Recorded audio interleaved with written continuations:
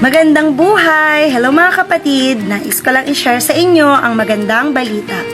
Naranasan niyo na ba ang buhay na puno ng saya at pag-asa? Yung tipong hindi ka na nag-aalala dahil meron kang kapayapaan sa iyong puso? Praise God kung oo dahil natagpuan mo na ang tunay na kasiyahan dulot ni Kristo.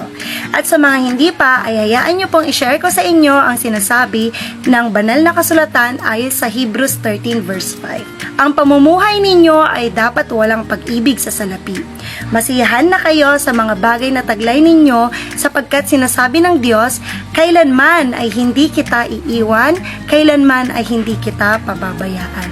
Napakasayang pangako yun ng Diyos ito sa atin na kapag tayo ay hindi nagpapasakop sa limitadong kasayahan na dulot ng mundo at tayo ay magbibigay ng pagpupursiging makilala ang anak ng ating Diyos na si Jesus, ay mabibigyan tayo ng makahulugang pag-asa at mas lumalalim na pananampalataya.